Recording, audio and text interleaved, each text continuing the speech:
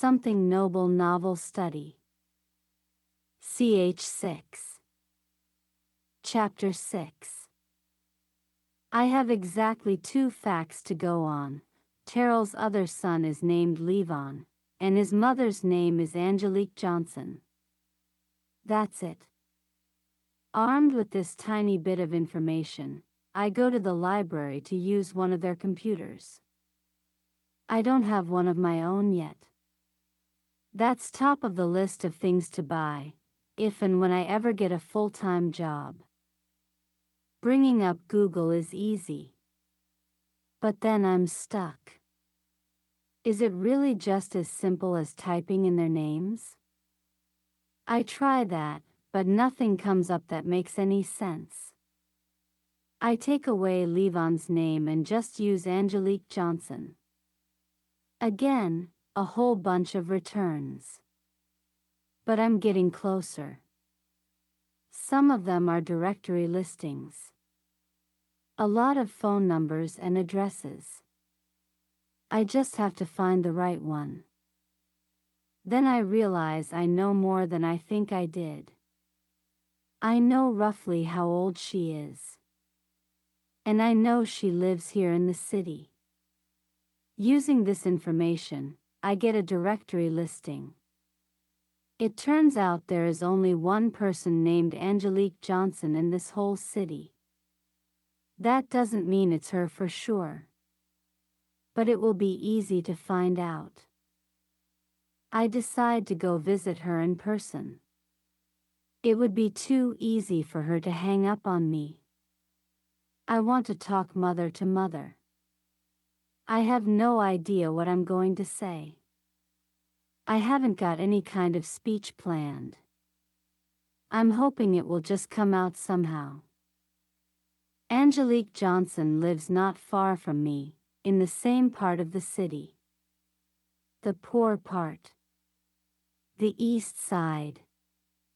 She even lives in a house instead of an apartment. But I can tell she doesn't own it. Her place is a lot more rundown than mine. There's trash in the yard.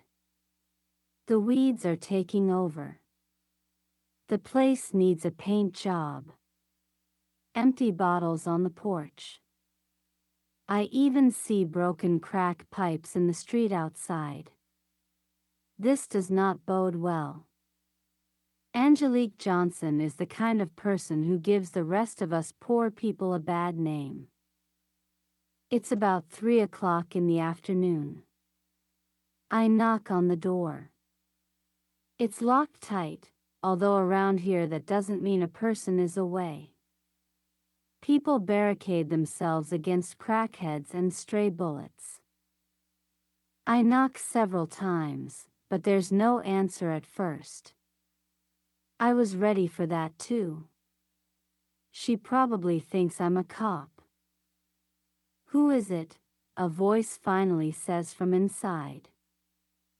Miss Johnson, my name is Linda Gonzalez. Can I talk to you? What you want? I need to talk to you about Terrell Jones. Terrell? The hell with Terrell. I agree, I say. Miss Johnson, I need your help bad. Can I please talk to you a minute? I have to ask you something about your boy Levon. For a while I don't hear anything. Then the door opens.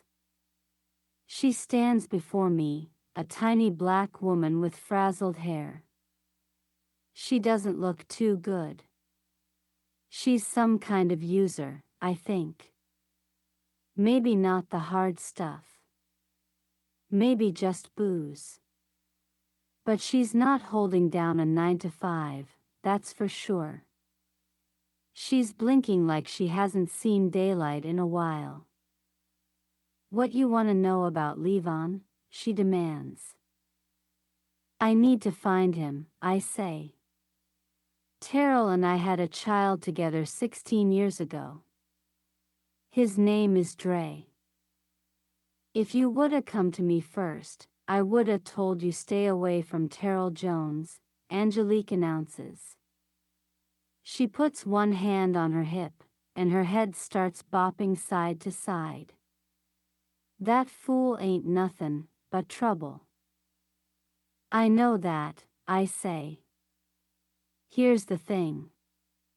My son needs blood. And he has a rare blood type. Same kind your son has. I just told my first lie in years. It doesn't feel great. But it's only a little one. And Angelique isn't really listening to me anyway.